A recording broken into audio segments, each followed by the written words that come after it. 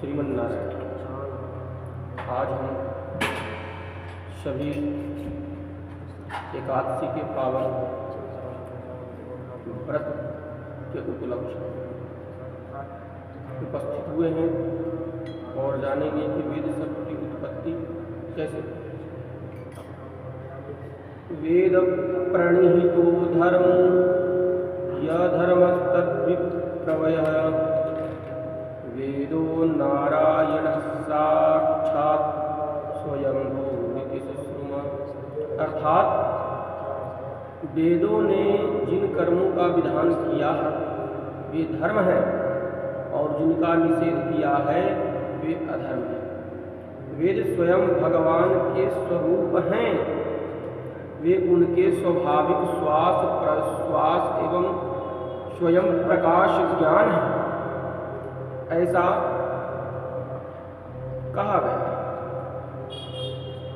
साक्षात कृत धर्मा तपोलीन महर्षियों द्वारा वेद प्रत्यक्ष दृष्ट है।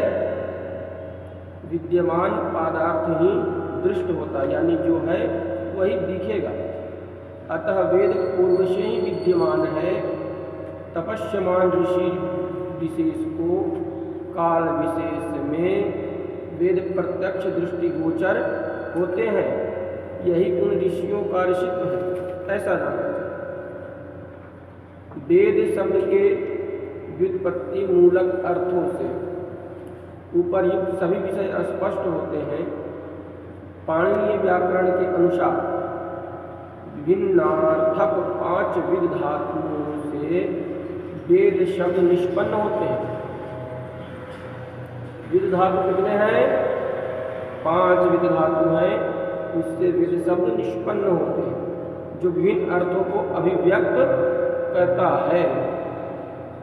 प्रथम अदादि गणीय विज्ञाने धातु से करने में धय प्रत्यय करने से निष्पन्न वेद का अर्थ होता है।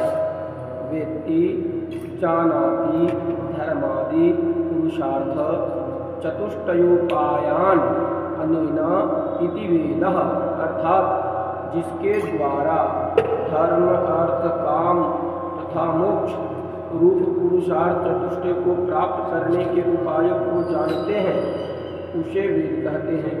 प्रत्यक्ष तथा अनुमान से अगम्य उपायों को चूंकि वेद के द्वारा जानते हैं, यही वेद का वेदत्व अर्थात अज्ञातार्थ ज्ञापकत्व है। तात्पर्य यह कि प्रत्यक्षादि प्रमाणों से भी जिन विषयों का ज्ञान नहीं होता है, प्रत्यक्ष आदि प्रमाणों से भी जिन विषयों का ज्ञान नहीं होता है, उनका भी ज्ञान वेद के द्वारा हो जाता है। अब दूसरा, दिवादिगण में पठित विद सत्तायाम धातु से भाव में धय प्रत्यय करने से निष्पन्न वेद शब्द अपने सनातन सत रूप को बतलाता है। महर्षि कृष्णद्वैपायन वेदव्यास ने वेद शब्द के इसी सत रूप का स्पष्ट प्रतिपादन करते हुए महाभारत में कहा है, अनादि निधना नित्या वागुत्सृष्टा स्वयं भुवा आदौ वेदमयी दिव्या यतः सर्वः प्रवृत्तयः।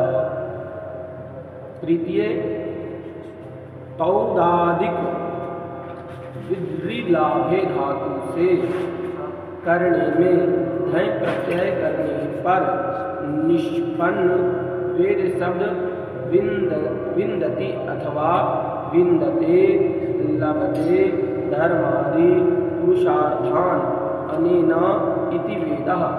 इस तरह पुरुषार्थ चतुष्टय लाभ रूप अर्थ को व्यक्त करता, अर्थात वेद से न केवल धर्मादि पुरुषार्थों को जानते हैं अपितु उनके उपायों को समझते हैं तथा वेद के द्वारा उन्हें प्राप्त भी करते हैं।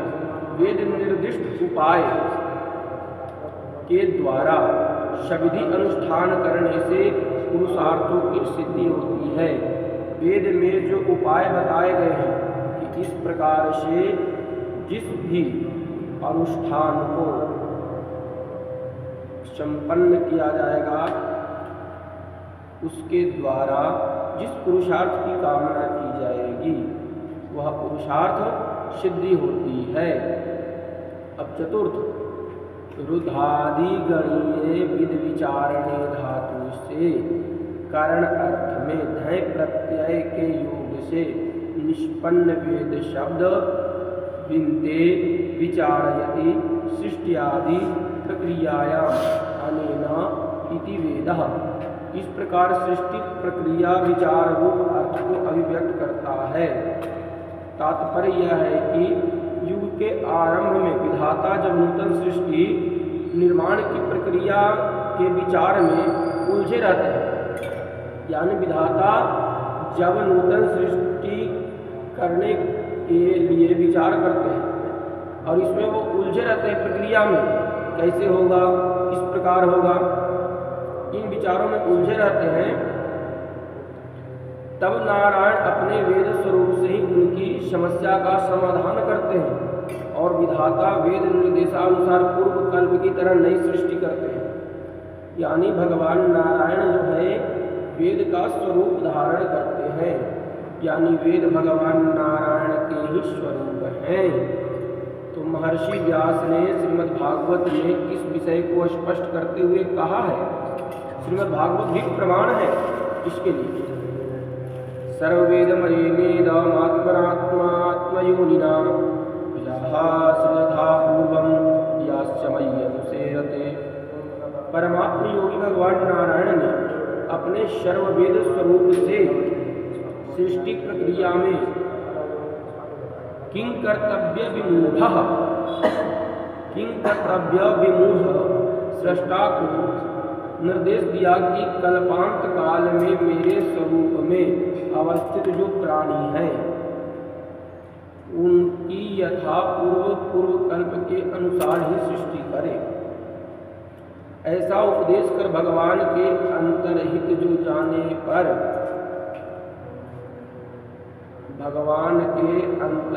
हो जाने पर लोक पितामह ब्रह्मा ने दैहिक तथा मानसिक विभिन्न प्रकार की प्रजाओं की सृष्टि की।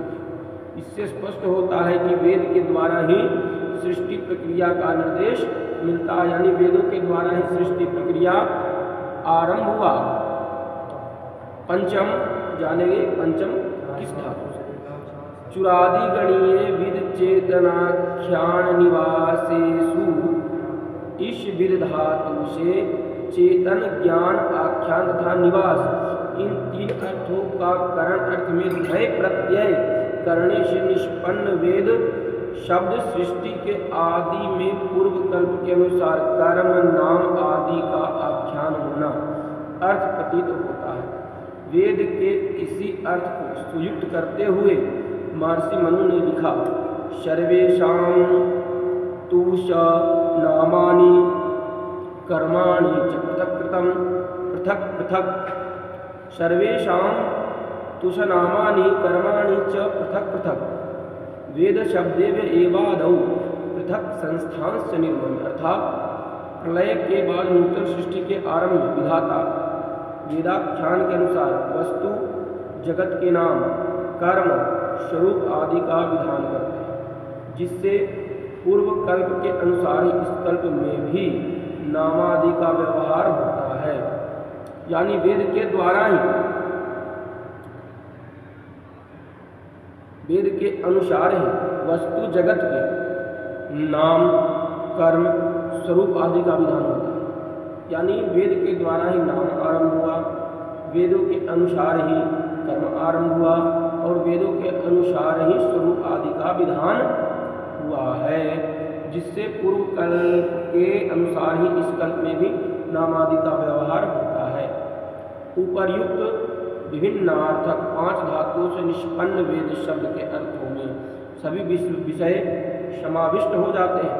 विशेषतः सत्तार्थक, ज्ञानार्थक तथा लाभार्थक विद धातु से निष्पन्न वेद शब्दार्थ से सन्मयत्व, चिन्मयत्व एवं आनंदमयत्व का बोध होने से वेद का सच्चिदानंदमय वेदो नारायण साक्षात यह रूप सिद्ध होता है। अतएव शब्द ब्रह्म तथा पर ब्रह्म दोनों के एकत्व प्रतिपादक ओम इत्येकाक्षरम ब्रह्म तथा गिरामस्म्येकमक्षरम ये भगवद वचन सुसंगत ही होते हैं। इसी विषय की ओर कठोपनिषद भी एक स्पष्ट संकेत है। कठोपनिषद का भी एक स्पष्ट संकेत है, एतद्ध्येवाक्षरं ब्रह्म एतद्ध्येवाक्षरं परम एतद्ध्येवाक्षरं ज्ञात्वा यो यदिच्छति तस्य तत्। इस तरह मंत्र ब्राह्मणात्मक वेद आदि भौतिक आदि दैविक आध्यात्मिक त्रिविध अर्थों के प्रतिपादक हैं, पुरुषार्थ चतुष्टय के साधक हैं, समस्त ज्ञान विज्ञान के संवाहक हैं तथा भारतीय ऋषि महर्षि मनुष्यों के प्रत्यक्ष ज्ञान के महान आदर्श हैं। श्रीमन्नारायण, आज हम लोग वेद की उत्पत्ति के बारे में जाने। जय माता।